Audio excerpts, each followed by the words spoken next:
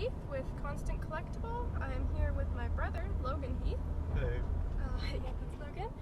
We just got out from seeing Jason Bourne, the fourth Jason Bourne movie, because we do not count the Bourne Legacy, because that was not Matt Damon or Paul Greengrass who kind of make that movie, Jason Bourne. Yeah. I was disappointed with that one. Yeah, we do not speak of that movie. So, anyway, I guess first we'll start out with the plot. So it takes place after the third Jason Bourne movie, basically. He's trying to go off grid, just kind of live his life and try to kind of cope with what he's been through. And his goal is to kind of stop killing people. He wants to find another way to live that isn't So he violent. makes his living by beating the crap out of people in ring Greece. fights. Yeah. So I don't think violence is what he was trying to do. Yeah, more so is like the killing people. Yeah, no killing. He's basically trying to adopt Batman's rule. That's a good way of looking at it. Yeah. And also you're wearing your Batman shirt. Yeah, I'm wearing a Batman 66 shirt. Coincidence? I think not. Alright, sorry. Okay. So he has to come out of hiding when Nikki, one of the former agents, does some digging around and finds out that Well, let's avoid spoilers. Yeah, but avoiding spoilers. find but some interesting information on Bourne. prior to him joining Treadstone. Correct. Yeah, some of his backstory that we hadn't seen before. Yeah, so we get to. So she thinks that he needs to get involved again to kind of like prevent anything like that happening again. Right? Yes, because they're building another program called Iron Fist? Hand? Iron Hand. Yeah, they always have Iron like Fist these... would have copyright problems with Marvel. Oh, true, yeah. So, Iron Hand, so he kind of gets involved with that because he's trying to make sure that there's not a repeat of Treadstone, basically. Right. So that's kind of sums up the plot pretty much, right? Yeah, basically. I think so. I mean, they're just So what do you want to tackle next? Well, first I have to mention I was really happy with the cinematography. I was going to ask you about that. Was that the same way as... It was very similar to the Bourne Supremacy. Okay. They used a handheld camera often, which I noticed that because you you told me about that for Supremacy, and I was like... Yeah. So people use handheld cameras to give a film like a very shaky, unstable look, and it's supposed to be really good for thrillers or specifically for something like Jason Bourne, where you're not really sure what's going on all the time. Right. And I have a comment on that. Paul Greengrass is really good at that, and so he really brought that to the film, and I thought he did a really good job. Yeah. It was interesting because, say, in action, thriller, suspense type movies, usually you're following your protagonist around, and in the suspense part, you don't know what's going to happen to them. Mm-hmm. But in the Bourne movies, it's the other way around. You're going through the fight, you're going through the chase scenes or whatever, and you're following the antagonist around, and you don't know what's going to happen to them.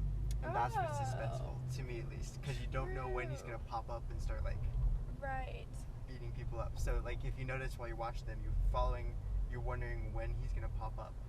Oh, that's a good point. Yeah, you don't, because you're viewing it from the perspective of the agents with their cameras, and from the perspective of the control room at Langley. So they're always confused as to where he's at, and that's really interesting. The only time where it's the other way around is when he's taking on the asset, and that's when you're like, what's gonna happen to Bourne? But that's the only time that's like that. True. So it's kind of a flipping. That's interesting. I hadn't noticed that. It's like I really thought about that. Yeah, I just noticed that while I was watching. It's like, that's interesting. That's a good. They have it as they do it correctly, as in he's the one you're supposed to be scared of. Right. And you totally are too. He's very Matt Damon, as always, did a really good job with that character. So yeah. Anything else on cinematography? No. Well, the film score was awesome, but that's kind of loose. That's not really cinematography. Yeah. No, but I did think that was good. I thought it kept in with the rest of the movies. Yeah. John Powell is awesome, as always. Okay, do you want to do fight or chase scenes? Let's do chase scenes. Okay. What'd you think? I really liked it, but I thought that he was trying too hard to match what he did in the other three, and it felt like he went a little bit overboard. I don't know, did you feel like that? Right. I mean, to be fair, it was I really loved about the older ones is he always has this crappy old beat up car.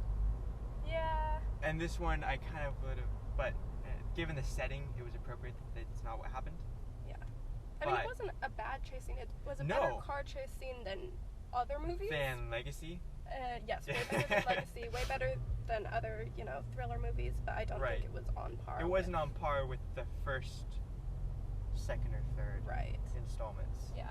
But it was still good. It was still really good. I think the first movie had the best car scene. I think so. So what about fights then? I was not. There weren't as many or prolonged. No, but they were more violent. They were more violent, which was interesting. I didn't feel like only the last one really. Yeah. Like he only takes on, like he doesn't have, like okay, so the scenes where he's taking on multiple lower level agents at a time, those are pretty much standard with the rest of the movies. But like where he's taking on individual people, there was those weren't as good. No. I think. And I guess the first one, where he's looking at the files and then afterwards he's attacked, I guess that one kind of makes sense because that guy wasn't really an agent. He was just kind of, so that one, that was short-lived and you kind of like, okay, that's acceptable. But he didn't really have a whole lot of single hand-to-hand combat. Right. I guess. Which I kind of was disappointed by, I guess. Yeah, I was hoping I think for that more. I think that was my biggest complaint with the movie. But that's not that bad. That's my biggest complaint. I was happy with that. In the movies he always uses these ordinary objects as weapons. Like last time it was a book, which I thought was awesome. Yes, you liked that one. And the magazine, or the newspaper, newspapers. This time it was a little like copper pot, and it was awesome. So I'm glad that they decided to put that in. Problems. As far as problems, what was other than the fighting? Did you have any issues? Yeah. Without going into spoilers, somebody. Oh yeah, there's a death. There's a death that's upsetting. I was upset. I liked that character. Yeah. So and it's I don't want to go into spoilers. So yeah. So basically that was sad. Upsetting, and there's a reason it was upsetting.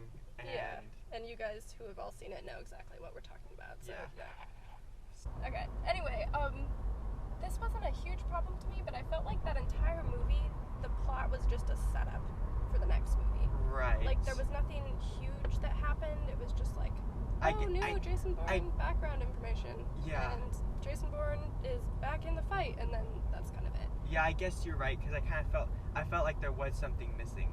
Yeah. And that's probably why I felt that way. Yeah. Although you're much more adept to find those kind of things than I am. Yeah, I'm pretty sure that was what it was. It was like they needed to get some information and backstory to the audience before they released this fifth one, and this was kind of how they decided to do it. Do they have one slated?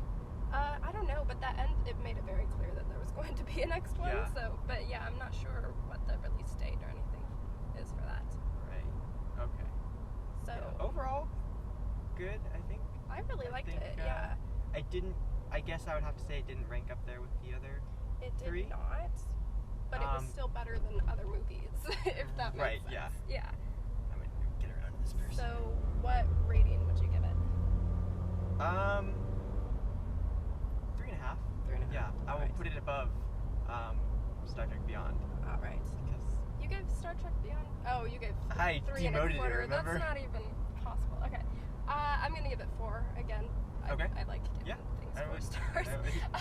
But I did think it earned it. It was a very good movie. I'm definitely more critical. Yeah, he's more critically thinking than you. Pessimistic. Yeah. I guess it's hard because when it doesn't live up to it's just barely below the other 3. Yeah. But I wasn't disappointed. I really enjoyed it. So. Yeah. Yeah, we think that it was good. And yeah. If you guys have not seen it, you really should go check it out. And if you have seen it, please leave a comment below and tell us what you thought of it. We always like hearing from you. Well, we'll see you next review, and so long, and thanks for all the fish.